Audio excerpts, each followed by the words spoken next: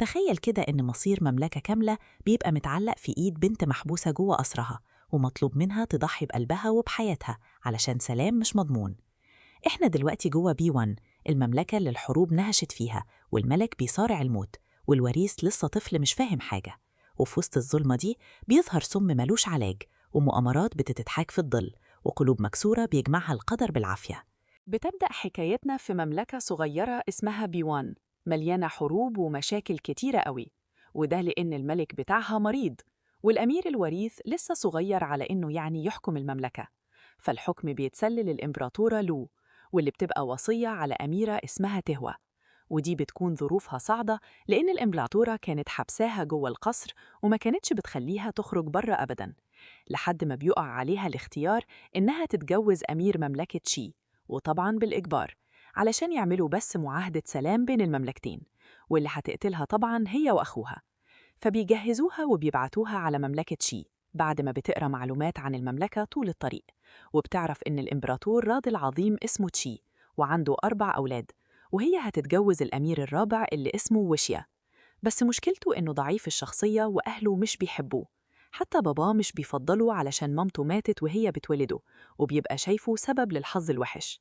وبيلفت وقتها نظرها قوي الوزير شان، لأنه بيكون مكتوب عنه إنه راجل قوي ودراع الإمبراطور اليمين، علشان أنقذه في الحرب، فخلاه الوزير رغم إن سنه صغير قوي.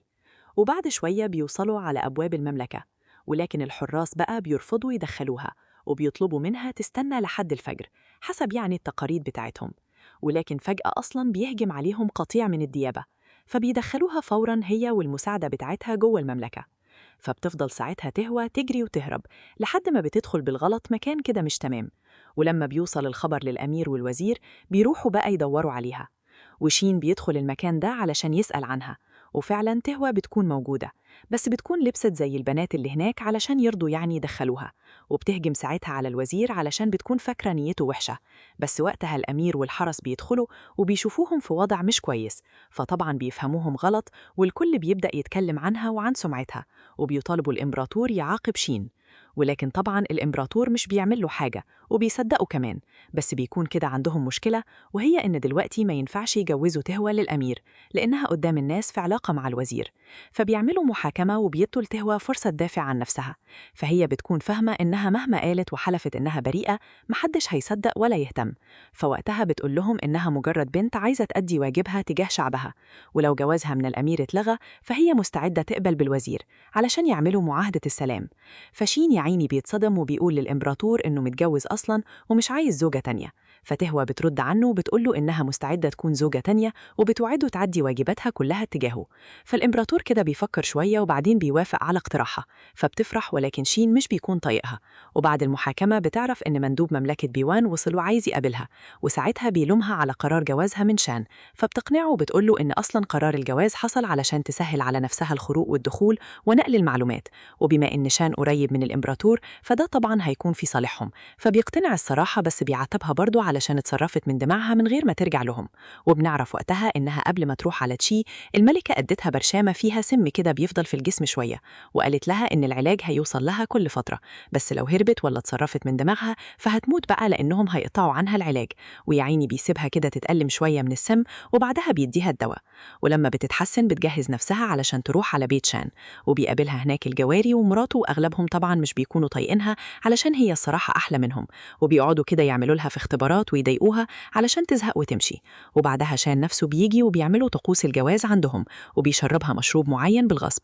وبعدين بيروحوا الأوضة بتاعتهم، وهو وقتها بيسألها لو كان عندها أي خطط أو مؤامرات ضده، فبترد عليه وبتقوله إنها ما كانتش جاية علشان تتجوز أصلا. وساعتها بتجيلها كده لحظة إدراك بإنها ما كانش ينفع تقول كده، ومش بتفهم إزاي اعترفت بالسهولة دي. فشين بيقول لها إنه حاطط لها حاجة في المشروب مش هتخليها تعرف تكذب. وبيرجع يسألها تاني هي اتجوزته ليه، فبتقوله إنها حبته من أول نظرة وما كانتش عايزة ترجع بيوان وإلا هتتعاقب، وعلشان كده فكرت كويس وقررت تعرض عليه الجواز. في عينيه بقى بيضطر يصدق وبيمشي، وساعتها المساعدة بتاعتها بتتكلم معاها وهي متفاجئة وبتسألها إزاي كذبت عليه. فتهوى بتقولها إن السم اللي في جسمها أبطل مفعول السم اللي شان حطه، وقدرت تسيطر على نفسها. أما شين بقى فبعد ما سابها وخرج اكتشف إن واحد من حراسه الشخصيين اتقتل واتاخد منه لوحة مهمة جدا. فشان بيروح يحقق في الموضوع وبيطلع إن في خاين في القصر بتاعه. وفي نفس الوقت ده بنشوف مراته الأولى وهي بتتكلم مع المساعدة بتاعتها بعد ما اللوحة اتسرقت، وبيطلع إن هي اللي خدت اللوحة وعايزة طبعا تلبس موضوع السرقة ده لتهوى. فبيبعتوا حارس على أوضتها بيقول لها إن شان عايزها في مكتبه، والحارس ده بيكون مغير في شكله علشان ما تعترفش عليه بعدين. وهي وقتها بتكون سمعت بموضوع سرقة اللوحة فبتحس إن ده فخ، بس برضه بتروح. وشان بيتفاجئ لما بيشوفها فبتقوله إن في حارس جه وقال لها إنه كان عايزها. فشان وقتها مش بيشك فيها قوي لأن المفروض تأثير السم لسه ما راحش من عليها فمش هتعرف تكذب، ولكن بيطلب منها تقوله مين هو الحارس اللي طلب منها تروح له. فبيجمعوا كل الحرس، وطبعا الحارس كان مغير في شكله فمعرفتش تطلعه في الأول، ولكن بحيلة ذكية كده منها بتقدر تعرفه عن طريق مشيته وبتسلمه لشان فبيقتله فورا من غير أي رحمة. وبعدها بيروح يقعد مع مراته الأولى وبيتكلموا شوية سوا في مواضيع كده عادية، ولكن هي بتفهم من طريقته إنه شاكك فيها. وتاني يوم بقى شين بياخد تهوى وبيروحوا على القصر الملكي، والخدم بيقدموا لها الأكل وبيقولوا لها إن شان هو اللي موصي على الأكل ده بنفسه. بس قبل ما بتاكل بتفتكر إن الأكل ده مع بعضه هيسبب وجع جامد في معدتها مش هيخليها تكمل باقي اليوم معاه. فبتقعد تفكر شوية ليه الأكل ده بالذات اتقدم لها، لحد ما بتحس إن شان عايز يتخلص منها. ولأنها ذكية جدا بتفهم لوحدها الخطة اللي هو عاملها وبتقول للمساعدة بتاعتها إنه عايزها تفضل طول اليوم في الأوضة وهيبعت لها حد يخلص عليها هناك، وهيدخل ولي العهد اللي اسمه أوجو عندها علشان يدبسه في الجريمة فهيتخلص منه هو كمان لأنه مش بيطيقه، والإمبراطور يضطر بقى يعوضه فيضرب كده 3 عصافير بحجر واحد. ولكن طبعا مش بتعمله اللي هو عايزه، وبتعمل هي كمان خطة وبتمثل إن بطنها وجعتها وبتدخل الأوضة، وفعلا في بنت بتحاول تقتلها بس تهوى والمساعدة بتاعتها بيتصرفوا معاها، وبتاخد بعد كده هدومها وبتهرب بره القصر. وبعدها بتجرح نفسها بالخنجر وبتروح على بيت وشيا الأمير الرابع اللي كان هيتجوزها ده وبتطلب منه المساعدة. فبيدخلها وبيبعت رسالة لشان وهو قاعد مع أوجو وبيلومه علشان تهوى كانت هتموت بسببه، وبيقول له إنه لو أذاها أو حصل لها حاجة هيقتله وهيقول للإمبراطور. فشان وقتها بيوعده إنه هيحميها وبيدخل بنفسه يعالجها، وهو عارف إنها خبيثة وما فيهاش حاجة أصلا، واختارت الأمير الرابع بالذات لأن قلبه طيب وهيحميها بجد. وبعد ما بتخف بقى بتقوم رسمة اللوحة اللي اتسرقت وبتبعتها لحد تبع مملكتها وبتنقله المعلومات اللي عرفتها، وبتاخد قصاد المعلومات دي الدواء بتاعها. وبالليل بتروح لشان المكتب وهما الاتنين بيتكلموا كده بكل صراحة، وبتقوله إنها عارفة إنه عايز يتخلص منها بس بتعرض عليه صفقة وهي إنها تساعده يكشف الخاين اللي في القصر مقابل برضه إنه يحميها ويديها مكانتها يعني قدام الناس. وهو وقتها بيضحك وبيقول لها إنه معجب جدا بذكائها ده فبيوافق، وبيبان عليه إن قلبه بدأ يميل ليها، وبيقرروا فعلا وقتها يمثلوا قدام الكل إنهم بيحبوا بعض لو كمان بتخليه يأكله ويدخل المطبخ علشان يطبخ لها أكلتها المفضلة بنفسه. وبسبب كده طبعا مراته الأولى وكل الجواري وقتها بيولعوا من الغيظ، وبالليل بقى بتجهز نفسها علشان هتروح معاه الاحتفال، وبيكونوا متوقعين إن اللوحة هتتخرب في الاحتفال ده. وشان بيديها فرصة واحدة علشان ترجع اللوحة وتكشف له الخاين، وبعدها بيوصلوا على الحفلة فعلا، وبيكون ووجو وكل العائلة المالكة حاضرة، وكمان أخت شان اللي بنعرف إن اسمها بينج بتكون رجعت من رحلتها فبتحضر بقى معاهم. وبنشوف وقتها إن جان بتدي إشارات لوجو وبتقوله إن اللوحة جاهزة إنها تتهرب، وبتكون بينج ساعتها شربت كتير ومن غير ما تقصد بتهجم على وجو علشان كانت فاكرة حد تاني، ودي تعتبر جريمة. فبتحط يا عيني شان في موقف وحش قوي لأن المفروض يعاقبها. أما تهوى بقى فبتشوف الخادمة بتاعت جان فجأة بتجري وسط من الناس كلها مركزة مع شانو، فطبعا بتشك فيها وبتقرر تروح وراها، وبتوقفها فعلا قبل ما تهرب وبتحاول تاخد منها الصندوق اللي معاها بالعافية. ولما هي مش بترضى بيتخانقوا بقى عليه لحد ما بيتكسر وبتظهر اللوحة، فتهوى بتاخدها بسرعة ولكن الحارس بيشدها منها وبيقعدوا يتخانقوا عليها. وفي نفس الوقت ده بيكون شان حل المشكلة مع ووجو واعتذر له وراح بسرعة ورا تهوى، وبيوصل وهي بتتخانق مع الحارس وفجأة بيلاقيها رمت اللوحة في النار، فيعني بيتصدم من اللي عملته وبيشدها من وسط كل الموجودين وبيتخانق معاها بقى وبيقول لها إن اللي عملته ده ممكن يكلفها حياتها كلها. فوقتها بتساومه وبتقوله إن اللوحة دي في دماغها وهي الوحيدة اللي هتقدر ترسم زيها بالظبط، فغصب عنه هيحافظ على حياتها. فبيضحك من ذكائها ده وبيضطر يسيبها فعلا. وبعدها أصلا الإمبراطور بيستدعيه وبيقوله إن عندهم مشكلة وهي إن في فلوس مزيفة بتتوزع على الناس، وطالب منه يعرف مكان الفلوس دي ومين اللي وراها. وفي نفس الوقت بتكون تهوى بترسم في اللوحة وبتفتكر الختم اللي كان عليها، وبتكون عايزة تعرف معناه، فبتروح وبتسأل بينج علشان هي مثقفة. فبينج بتقول لها إن ده شعار لكازينو موجود في المملكة. فطبعا يعني أم العريف بتتنكر وبتلبس شبه الناس اللي في الكازينو، وبتروح تستكشف اللي بيحصل هناك، وبتلاقي كل الموجودين بيلعبوا لعبة كده شبه القمار. وبالصدفة بتشوف واحد متنكر فبتعرف على طول إن هو شان، فبتستغرب وبتسأل نفسها ده بيعمل إيه في مكان زي ده. أما هو فبيكون موجود علشان يحقق في موضوع الفلوس المزورة، لأن جات له معلومة بتقوله إن مكان الفلوس موجود في الكازينو. فبيقعد يدور جواه لحد ما بيلاقي مكان سري العمال بيدخلوه بسلسلة اليشم، ودي سلسلة مميزة، وجوه المكان ده بيبقى فيه فلوس كتير. وأول ما بيخرج بيشوف تهوى واقفة قدامه، وهما الاتنين وقتها بيتصدموا علشان قدروا يتعرفوا على بعض.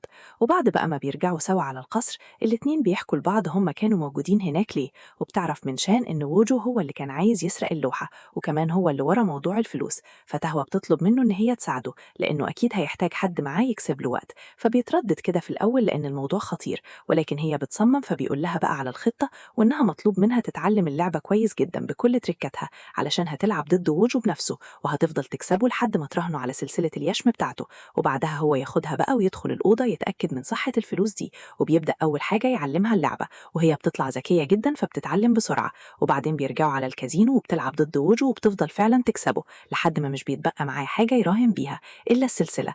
وفعلا بتقدر تكسبها وتاخد السلسلة، وشان وقتها بياخد السلسلة منها من غير ما حد ياخد باله. وبعدها بيروح على الأوضة السرية، ولكن بتطلع مليانة فخاخ، وبيتأخر على ما بيرجع لتهوى. فبتضطر تعطل ووجو وبتراهن على نفسها. وساعتها ووجو بيشوف وشم كده اللي ظهر على ايديها ليها، فبيعند بيها وبيوافق. ولكن وقتها بيجي الحارس وبيقول له ان في حد دخل الاوضه السريه، فبيبدا طبعا يشك فيها انها يعني كانت بتعطله. فبيأمر الحراس يحبسوها، ولكن شام بيجي وبياخدها، وبيهربوا هما الاتنين قبل ما يتكشفوا. ولكن قبل ما شام بيخرج بيولع في المكان كله. وهو بعدها بقى بيروح يبلغ الامبراطور بان ووجو كان بيلعب في الكازينو. فالامبراطور بيعاقبه وبيضربه، وده بيزود غضبه وحقده وبيخليه عايز ينتقم.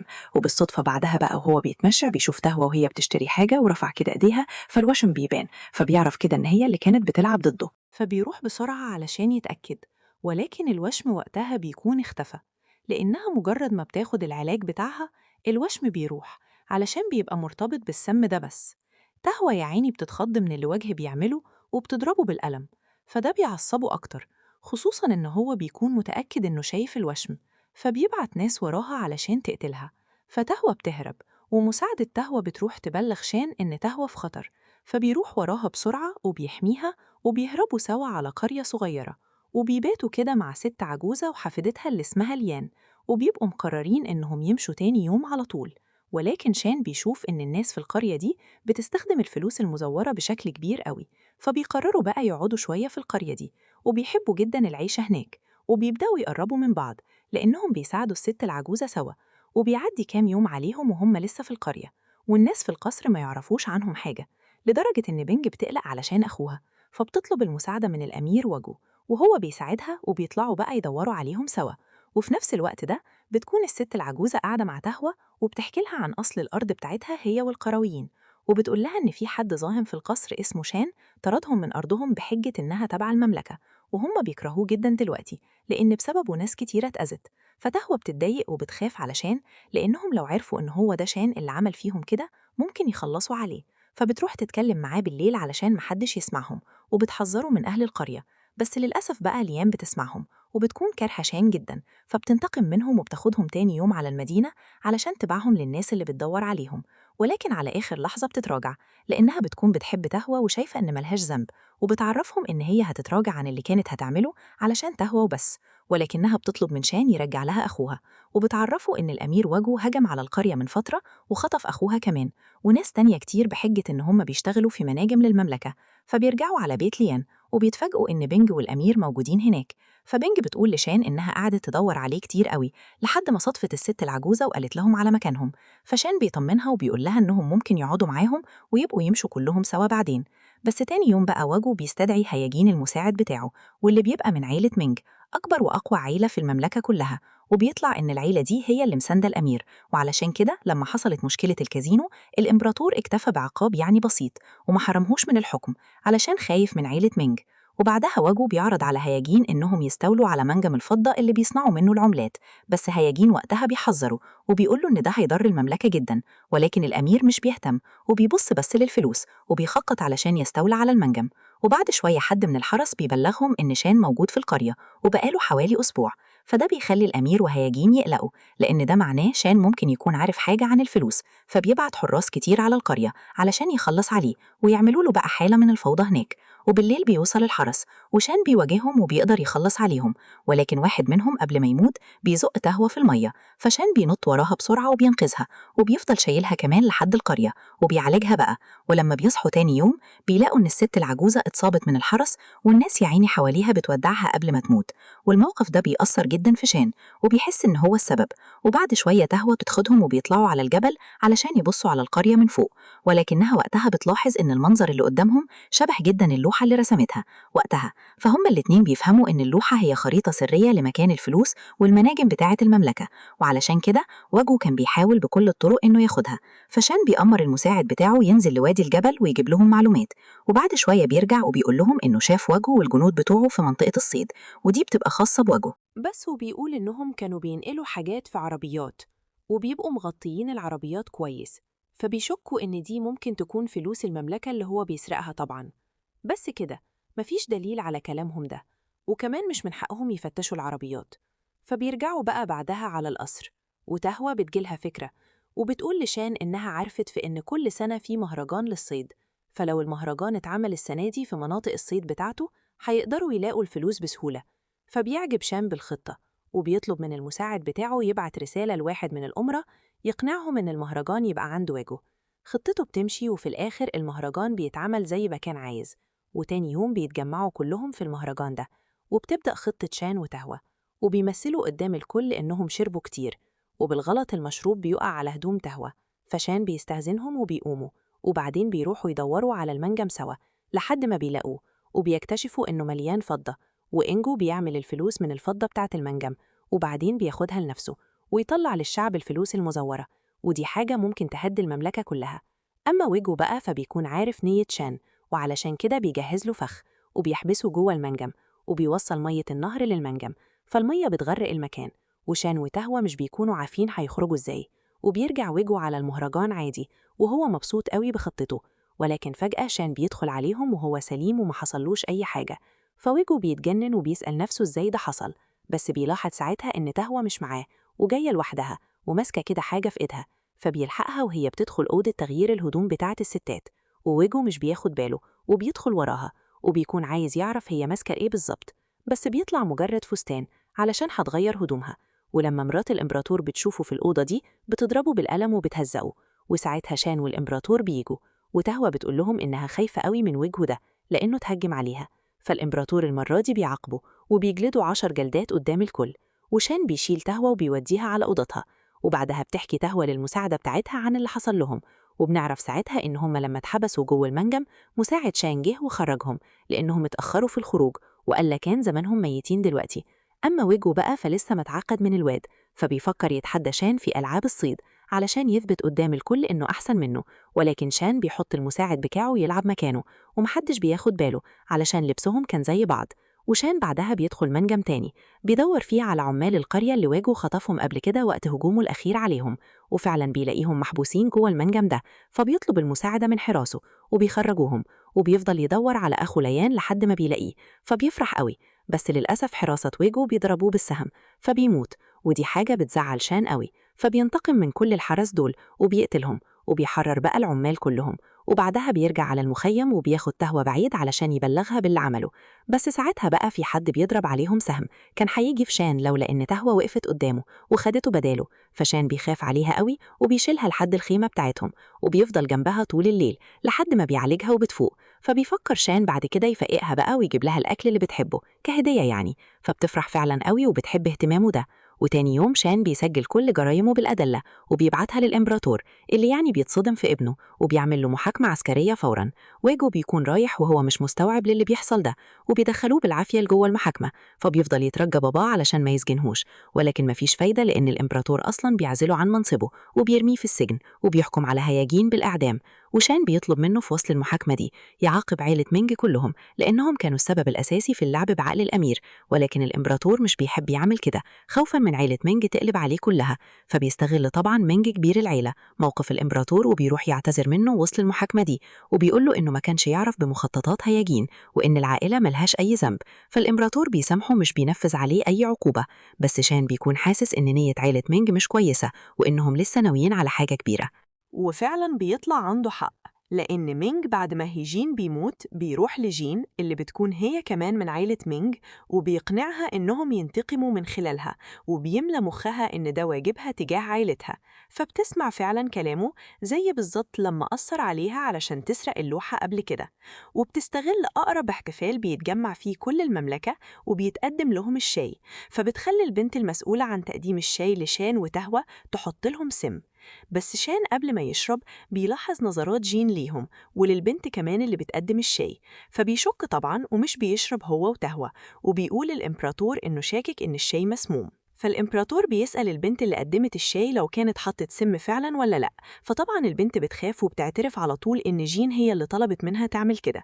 فجين بتنكر في الأول، بس بعدين بتعترف إنها فعلا اللي قالت للبنت تسمم الشاي ومستعدة عادي للعقاب.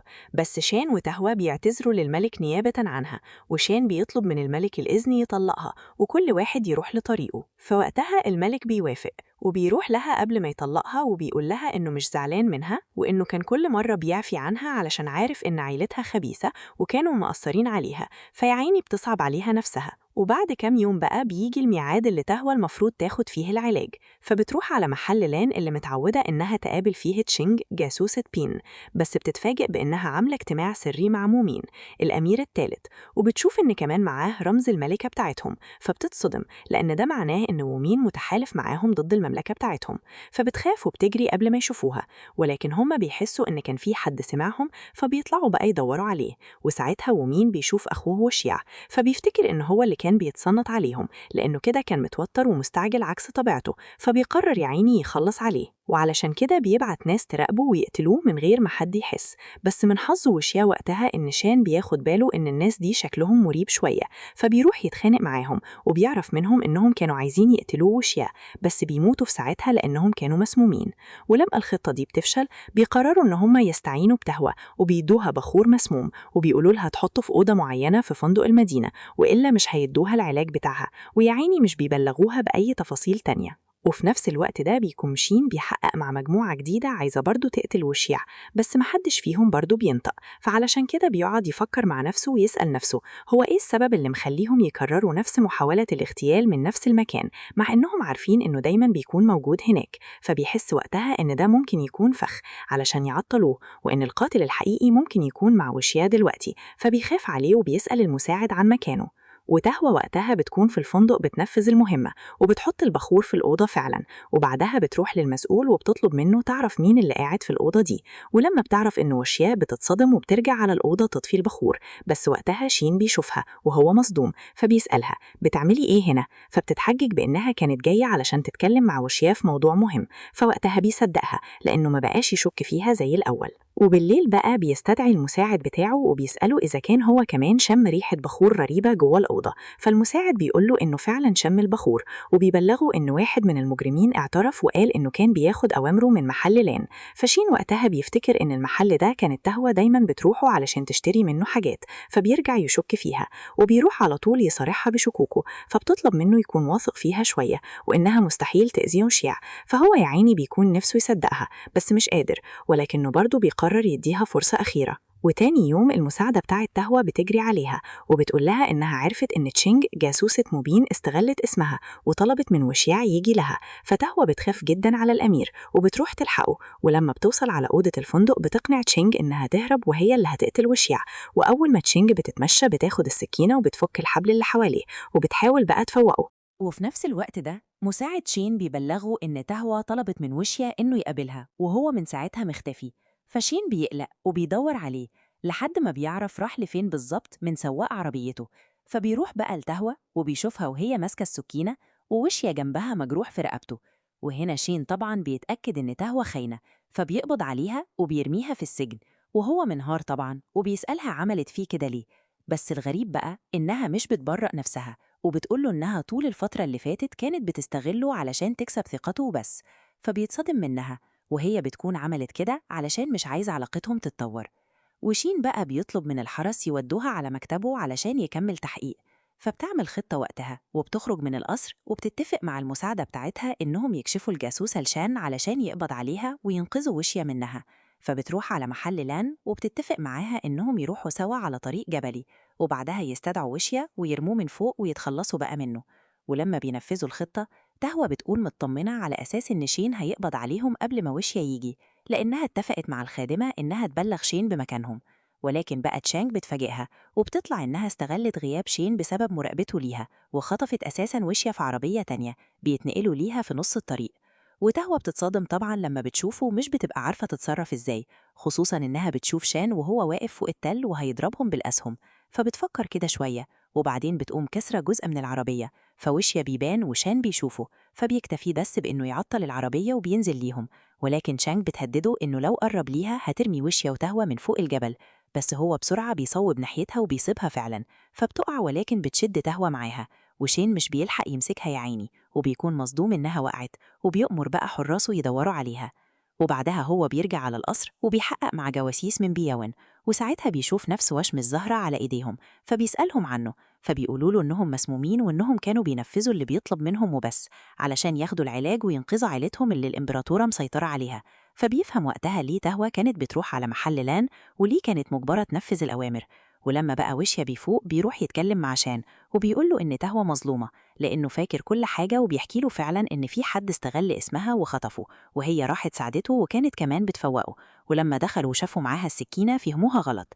فشان بيندم على كل اللي عمله ده، وبيكتر عمليات البحث عنها على أمل يلاقيها بقى.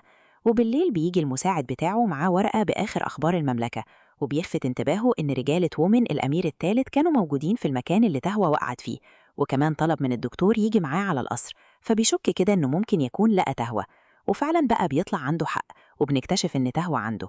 ولما بتفوق بنلاقيها فاقدة الذاكرة ومش فاكرة أي حاجة.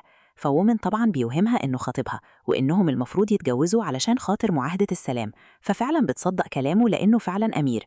أما شين بقى فبيدخل قصر وومن وبيتحجج إنه عايز يناقش معاه موضوع مهم على أمل يعني يشوف تهوى عنده. وبعد شوية بتظهر وبتتجاهله تماما، وبتتصرف على إنها خطيبته وومن، فبيتصدم وبيفتكر إنها كده انفصلت عنه وارتبطت بقى بحد غيره بعد اللي عمله معاها.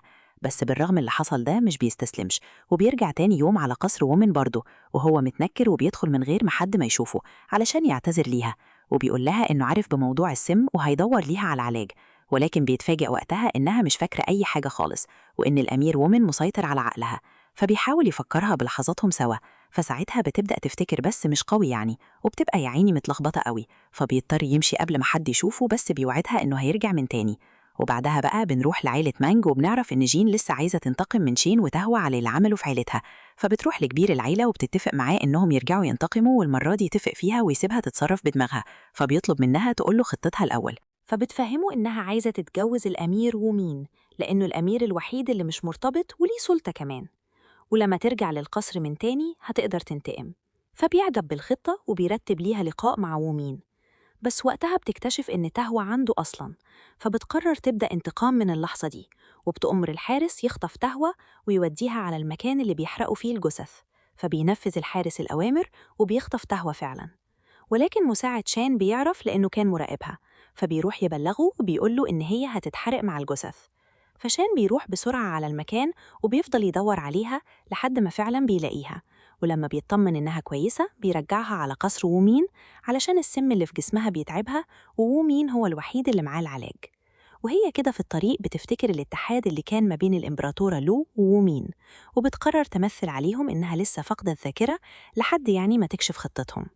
وبعد ما بترجع على القصر بقى بتخرج تتمشى بالليل، فبتتفاجئ إن الإمبراطورة لو قاعدة مع وومين أصلاً، ومكتفين المساعدة بتاعتها وبيضربوا فيها، ومش عارفة هم بيعملوا لها كده ليه، ولا إيه السبب اللي مخلي لو تجازف وتيجي للمملكة كده في السر. فبتحاول تتصرف وبتعمل حريقة في المكان، فوومين ولو بيمشوا، بس الأول بيقتلوا مساعدة تهوى ويعيني بيرموها في النهر. تهوى بتنط وراها وبتنقذها، وبالصدفة شين بيشوفهم فبيساعدها وبيعالجوا المساعدة سوا. فتهوى بقى بتشكره وبتطلب منه إنهم يتكلموا، وبتقول له وقتها إن علاقتهم مش هينفع تكمل حتى بعد ما الذاكرة رجعت لها، وبتتمنى بقى إن كل واحد يروح في طريقه. وتاني يوم بيروح شين على القصر الملكي، والإمبراطور بيطلب منه يقرأ المقال بتاع واحد اسمه هو من عيلة مينج علشان لو كويس يرقيه. والمقالة بتاعته بتطلع كويسة، بس ووشيا بيحس إن مش هو اللي كاتبها وبيشكك شان فيه.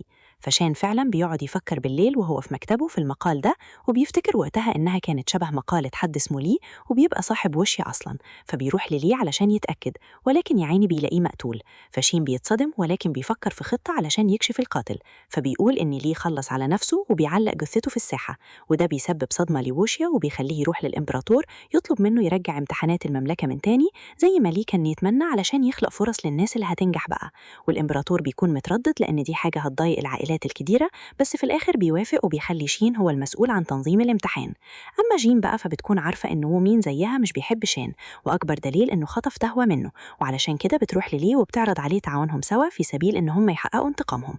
فهو مين بيوافق، فساعتها بيتكلموا عن موضوع الامتحان وبتقول له إنهم ممكن يستغلوا الموضوع ده لصالحهم برضه.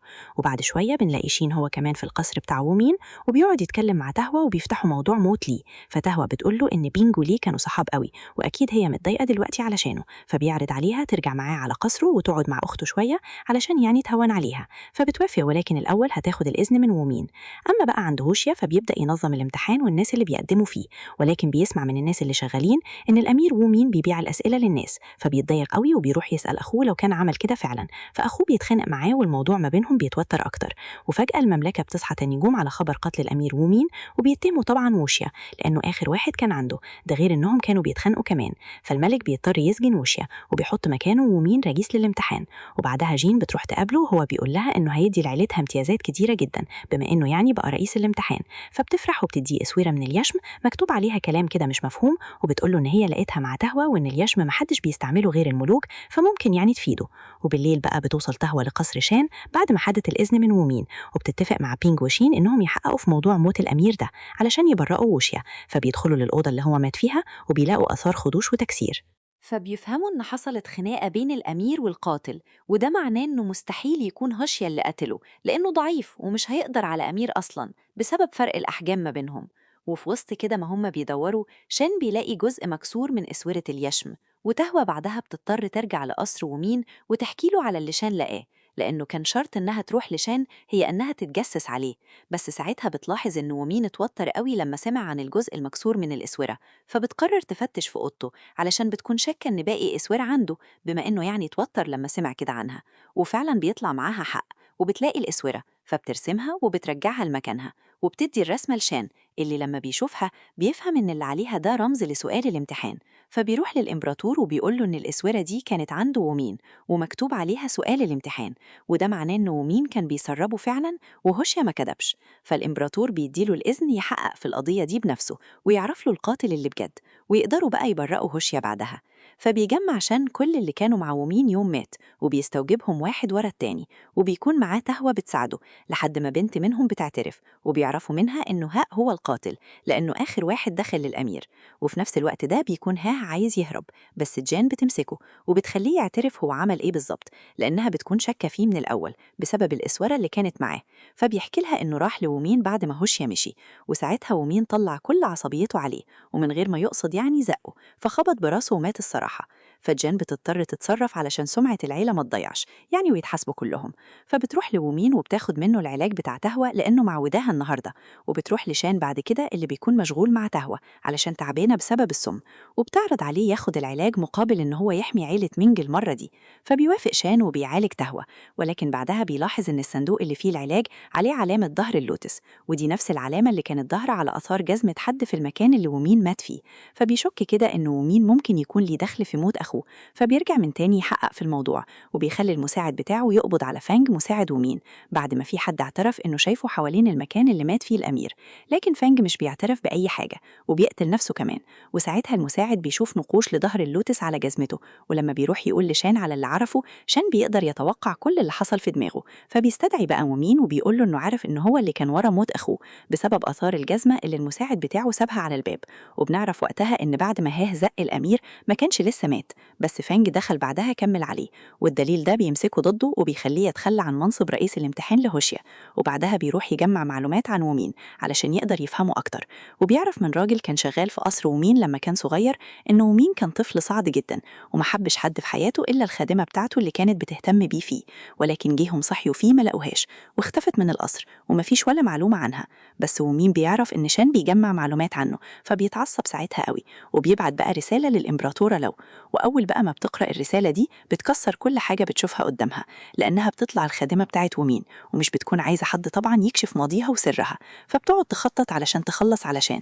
وفي نفس الوقت ده بقى ومين بتجيله فكرة وبيتفق مع قائد جيش بيوان إنه يلبس أخو تهوى مصيبة في الجيش ويعاقبه بإنه يقطع صباعه ويبعته له. وبعدها ومين بياخده وبيديه لتهوى اللي طبعا بتتصدم أول ما بتعرف إنه لأخوها، فومين بيعرض عليها تلحق تشوف أخوها لآخر مرة قبل ما يموت خالص، بس بتاخد شان معاها علشان الطريق خطر وما ينفعش يعني تروح لوحدها، فهي مش بتعمل كده لأنها عارفة إن الهدف من ده كله إن هم يستهدفوا شان، فبتروح لوحدها. ولكن لما مساعد شان بيشوفها وهي على الحصان كده لوحدها بيروح يبلغ شان، فبيقلق عليها وبيلحقها بقى وبيعرف إنها رايحة تشوف أخوها، فبيقرر يروح معاها. وبعدها بتحصل فوضى على الحدود ما بين بيان وتشي، فالإمبراطور بيبعت وشي على هناك علشان يحل المشاكل دي، وبينج بتزن عليه علشان تروح معاه لحد ما بيوافق وبياخدها. وبنروح للإمبراطورة اللي بيطلع كل اللي بيحصل ده خطة منها علشان تجمع تهوى وشين ووشيا في مكان واحد بقى وتخلص منهم هما التلاتة سوا على أرضها. وبعد حوالي يوم بقى بتوصل تهوى هي وشين على بيان، وبتفضل تسأل على مكان المعسكر اللي فيه أخوها لحد ما أخيراً بتلاقي المكان وبتشوف أخوها، فبتحضنه وبتطمن إنه كويس وبتكون فرحانة ومتأثرة قوي باللحظة دي. ولكن فجأة كده بيجي سهم يطير ناحيتهم كان هيصيب أخوها لولا إن شين حماهم، فبيهربوا كلهم بره المكان ده. ولكن شين بيلاحظ بعدها في الطريق عمال شايلين كميات كبيرة من مواد قابلة للانفجار، فهو وتهوى بيشكوا إن الإمبراطورة عايزة تفجر المدينة لأن الكميات كانت كبيرة جداً. فشين بيقرر يحمي السكان وبيأمر المساعد بتاعه يجمع الجنود على الحدود علشان يعني لو احتاجهم، وبيستنى لليل لحد ما العمال بيرجعوا ينقلوا المواد المتفجرة دي من تاني، فبيخلص على واحد منهم. بس تهوى بتلاحظ وقتها إن العامل كان باصص للسما كأنه يعني مستني إشارة معينة، فساعتها بيفهموا إن المتفجرات دي هتنفجر لما الفوانيس تنور في السما، لأن اليوم ده بيبقى مهرجان والناس كلها هتكون متجمعة. ولكن وهم بقى بيتكلموا الفوانيس بتبدأ تنور في السما، فبينزلوا يحذروا الناس علشان يهربوا قبل الانفجارات. وبعدها تهوى بتروح على القصر تدق على الطبول علشان تحذر اللي ما سمعش أن أخوها، فبيروح يقنع القائد الأعلى في الجيش يساعد الناس وينسى أوامر له لأنها شريرة عايزة تؤذي ناس ملهمش أي ذنب، فضميره بيأنبه وبيروح مع الجيش يطفوا الحرايق اللي بتحصل. وفي الوقت ده بتكون تهوى في القصر وبتشوف لو وهي خارجة مع الأمير ومين من الأوضة، فبتحاول بقى تهاجمها ولكن الحراس بيمنعوها، فومين بيخلي لو تهرب وهو بياخد تهوى وبيرميها في السجن. فتهوى وقتها بتحاول تتكلم معاه وتقنعه إن لو شريرة ومسيطرة عليه بسبب يعني إنه بيثق فيها ثقة عمياء، وإنه لو خرج دلوقتي هتلاقيها هربت وسابته، وهو من جواه بيكون عارف الكلام ده ولكن رافض يصدقه، لحد ما بتقنعه إنهم يخرجوا وتوريه اللي لو عملته في المدينة، فبيوافق وبيخرج معاها. ويعيني وقتها بيتصدم من المنظر فبيصدق كلامها، خصوصاً إن لو سابته وأمرت الحراس يقفلوا أبواب المدينة علشان محدش تاني يخرج، وبيبدأ حراسها في إنهم يقتلوا في الناس. ووشيا وبينج وقتها بيكونوا جوه المدينة فبيساعدوا الناس وبيخلصوا على الحراس، وبيعرفوا إن شين وتهوى موجودين معاهم. وبينج بتاخد المتفجرات وقتها وبتفجرها في الحراس وبتبعدهم عن الأبواب، وساعتها شين وتهوى هم كمان بيفجروا الأبواب وبيخلوا الناس كلها تهرب. ولكن وقتها تهوى بتتعب وبتكون محتاجة الدواء بتاعها وبيطلع إنه واقع منها وهي بتهرب، بس لما شين بيعرف بيروح يدور عليه لحد ما بيلاقيها، بس فجأة المكان اللي هو فيه بينفجر، ولما بيعرفوا كلهم بيروحوا يدوروا عليه وهم منهارين وبيعيطوا وخايفين قوي ليكون مات، لكنه بيظهر قدامهم وهو سليم لأنه بيكون قدر يهرب قبل ما المكان ينفجر، فتهوى طبعا بتحضنه وبيتصالحوا. أما ومين بقى فبيرجع على القصر الملكي في تشي، وبنعرف إن بقاله فترة كبيرة كان بيدي الإمبراطور مخدرات لحد ما أدمن من غير ما حد يعرف، فبيعرض على باباه الملك يعيش في القصر بتاعه علشان أول ما الحبوب تخرج من المعمل عنده ياخدها على طول، فالملك بيوافق.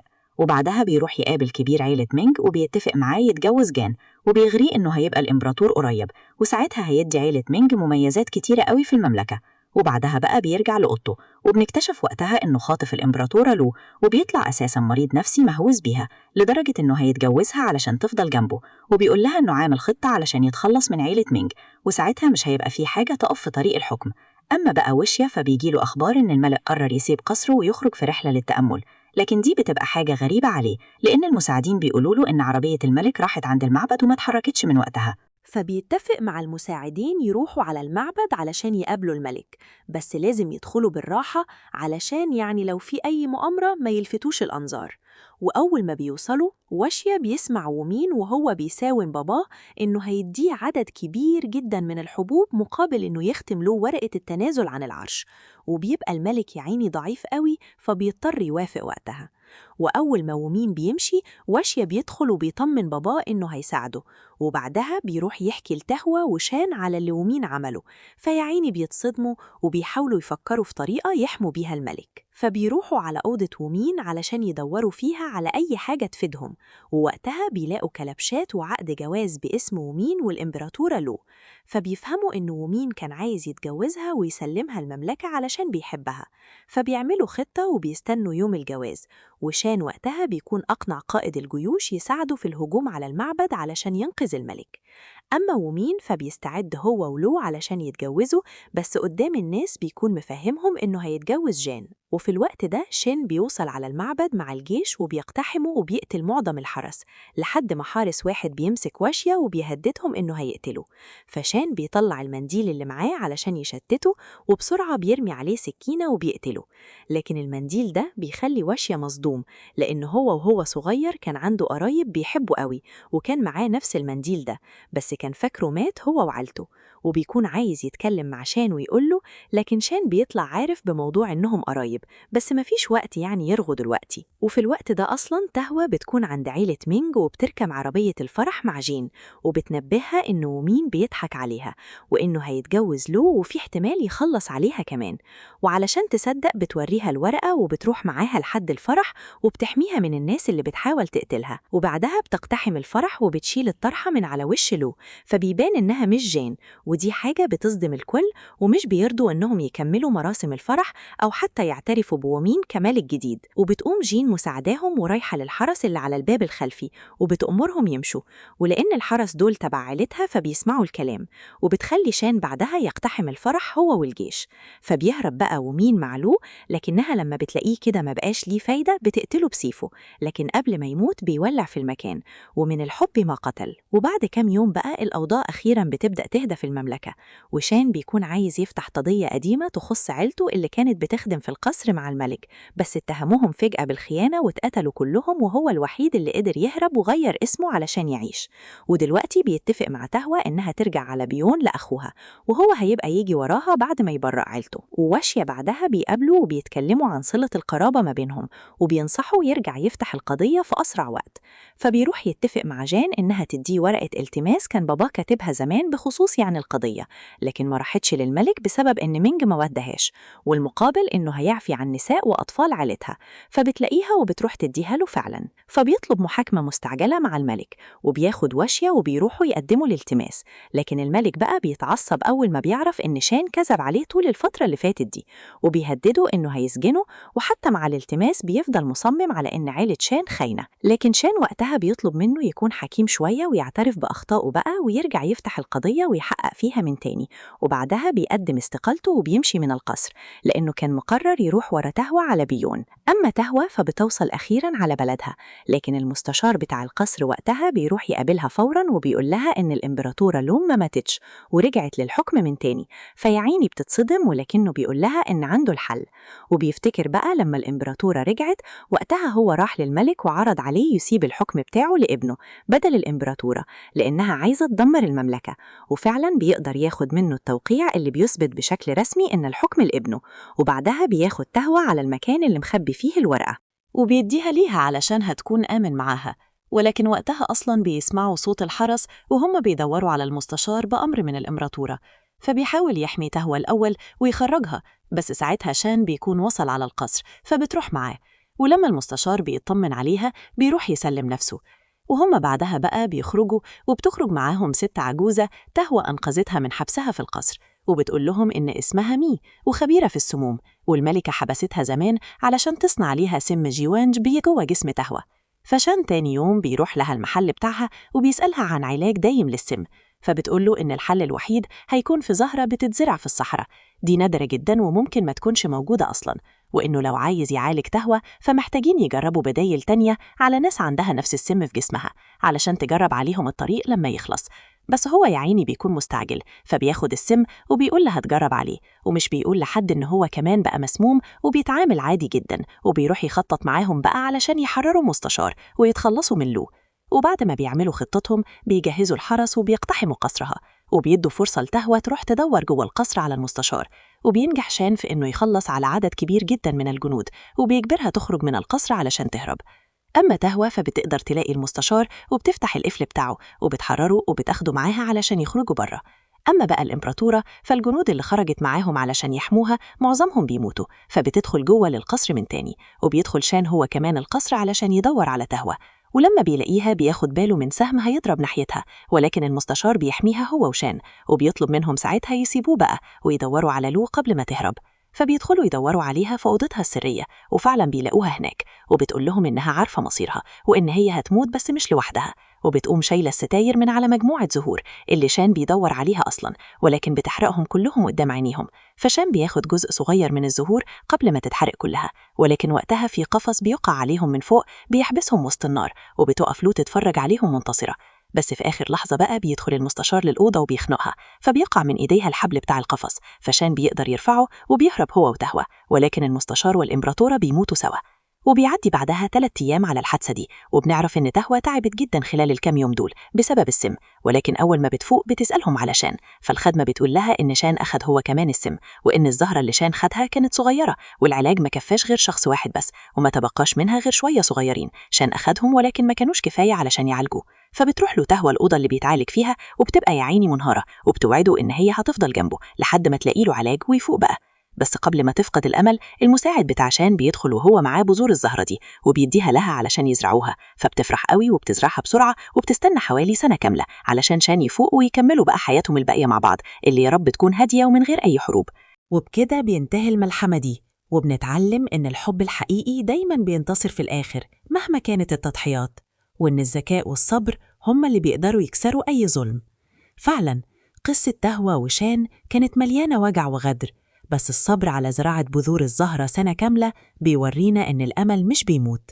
القصص التاريخية دي برضو بتخلينا نفكر في معنى الوفاء، وإزاي الإنسان ممكن يضحي بحياته علشان الشخص اللي بيحبه.